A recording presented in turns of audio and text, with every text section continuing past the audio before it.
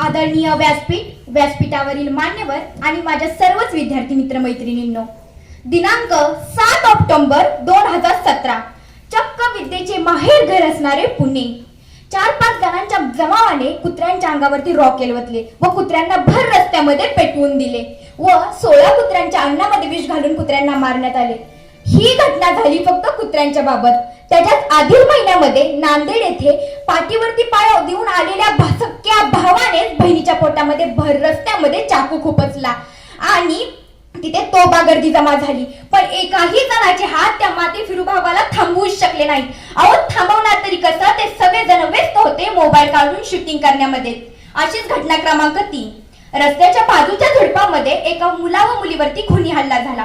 मुलगा जागीच ठार झाला आणि मुलगी अर्ध मेलेल्या अवस्थेमध्ये रस्त्यावरती मदतीसाठी याचना करत होती। तेथेही गर्दी झाली। ते गर्दी करणं आपला काय झालं आता स्वभाव झालाय। तेथेही गर्दी झाली आणि मोबाईल काढून शूटिंग करण्यामध्ये व्यस्त झाली। विचार करा, कुत्र्याला भर रस्त्यामध्ये जाळताना, बहिणीच्या पोटामध्ये चाकू खुपसताना आणि एखादी स्त्री मदतीसाठी याचना करताना गर्दी जमा होते, पण समोरील गर्दीमध्ये कोणत्याही जातीचा किंवा धर्माचा एकही मायकालाल तिथे उपस्थित नव्हता। याचा अर्थ तिथे माणूसच गैरहजर होता। आणि या समोरील गर्दीतील माणूस शोधण्यासाठी मी कुमारी प्रेरणा प्रवीण यादव तुमच्या पुढे विषय मांडत आहे, आव्हाने नव्या युगाची। कोणते तरी महान कवी म्हणून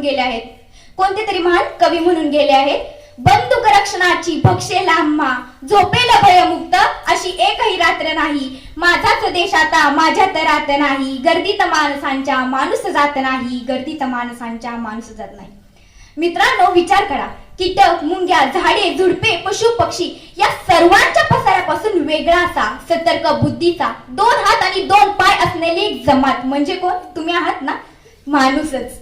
हसण्यासारखी गोष्ट नाही, आपण माणूस आहोत ह्याचा आपल्याला अभिमान पाहिजे, पण आपल्याला लाज वाटण्यासारख्या घटना घडतायत आता। माकडाची शेपटी गेली तो पायावरती उभा राहिला, तो पायावरती चालू लागला, तो पायावरती पळू लागला। त्याच्या बुद्धीची झेप एवढी की तो चंद्रावरती पोचला, त्याच्या बुद्धीची झेप एवढी की तो मंगळावरती पोचला। त्याने जंगल ताब्यात घेतली, त्याने समुद्रावरती राज्य केलं, त्याने नद्या नाल्या अडवल्या आणि इथेच झाला सगळा घोळ। शिक्षकांना मी विनंती करते की ह्या गोष्टीवरती विचार करा। त्याने समुद्रावरती राज्य केलं खरं, पण स्वतःच्या मनामध्ये त्याने संकुचित डबके तयार केली। त्याने नद्या नाळ्या अडवल्या खऱ्या, पण स्वतःच्या मनातील जे प्रेमाचे झरे होते ना ते सुद्धा अडले। एकीकडे त्याने ग्रहांना ताऱ्यांना प्रदक्षिणा घातल्या आणि दुसरीकडे त्याच्या संवेदनेलाच ग्रहण लागले। आता तुम्हाला कोणाला ती पिढी दिसते का? रात्रीच्या वेळी घासातला घास काढून वाटीवर भाजी शेजाऱ्यांना देत होती। आताच्या मुलांना म्हणलं, जा रे दादा, तेवढी शेजारच्यांना भाजी देऊन का गाई, त्यांच्यात काही तयार होत नाही का भाजी, आपली का द्यायची? लाज वाटते मला, मी असं कृत्य करणार नाही। आता ती पिढीच थकलेली आपल्याला दिसत आहे। रात्रीच्या वेळी शिळा भात, चपात्या जेव्हा आपण डस्टबिन मध्ये टाकून देतो ना, तेव्हा एखाद्या फुटपाथवरील मुलाला त्याची किती गरज आहे असा विचार एकदा सुद्धा मनात येत नाही ना, तेव्हाच आमच्यातला माणूस कायमचा मेलेला असतो। कोणते तरी महान कवी म्हणून गेले आहेत, सूरज ना बदला चांद ना बदला, कितना बदल गया इंसान, देख तेरी संसार की हालत क्या कर दी भगवान, कितना बदल गया इंसान। आता तुम्ही टीव्ही चालू करा, वृत्तपत्रे काढा, इंस्टा लॉगिंग करा, व्हॉट्सअप उघडा, जिकडे तिकडे गर्दी, पण ती गर्दी शांत असते आया बहिणींची आबरू लुटताना, ती गर्दी शांत असते। आता तुम्ही पहा, विज्ञानाचा किती शोध लागलाय। आता जिकडे तिकडे आपल्याला विज्ञान दिसते। सकाळी उठल्यापासून रात्री झोपेपर्यंत विज्ञान आहे, अतिउत्तम विज्ञान आहे, अतिउत्तम। पण आता तेच विज्ञान मुलीला कली उमरायच्या आधीच त्या मुलींना आता मारलं गेलं जात आहे। अहो, तुम्ही म्हणताल मुलगा म्हणजे वंशाचा दिवा, अरे पण विचार करा, मुलगी सुद्धा त्या दिव्याची वातच असते। ह्या आता ना सिमेंटच्या भिंतींना, मातीच्या भिंतींना सिमेंटचा गिलावा आला, पण माणुसकीचा ओलावा मात्र पापुंद्रे उडावे तसा उडून गेलेला दिसतोय।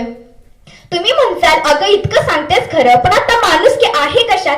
माणुसकी आहे ना, का नाही? माणुसकी सुद्धा आहे। जेव्हा तुम्ही एखाद्या रस्त्यावरील मुलाला सगळ्यात पहिल्यांदा हातात पाटी पेन्सिल देताल ना, तिथे सापडेल आपल्याला माणुसकी। मी हिंदू मुस्लिम कोणही नाही, तर मी भारतीय आहे असं बोलताल ना, तेव्हा सापडेल आपल्याला माणुसकी। जेव्हा स्त्री जन्मासाठी एखादं कुटुंब सज्ज असेल ना, तेथे सापडेल आपल्याला माणुसकी. जेव्हा एखादं वृक्ष तोडायचं चाललंय ना, तिथे आपल्या लेकराला जशी तुम्ही मिठी मारताना तशी मारचाल, तेव्हा सापडेल आपल्याला तिथे माणुसकी. हिंदू, मुस्लिम, शीख, ईसाई हे शब्द जेव्हा गाडले जातील ना, तेव्हा सापडेल आपल्याला माणुसकी, तिथेच सापडेल आपल्याला माणुसकी.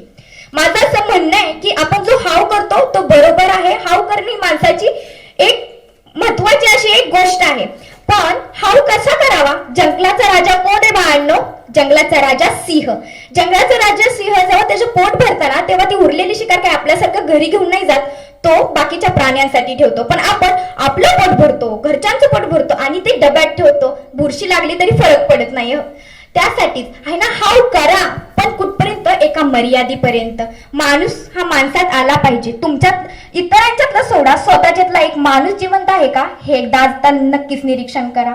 जाता जाता एवढंच बोलते, आपल्यातला माणूस शोधल्यानंतर ना, जर सगळ्यांना आपापला माणूस शोधला ना, तर अख्खा भारत हा एक नंबरवरती जायला काही राहणार नाही. धन्यवाद. जय हिंद, जय महाराष्ट्र.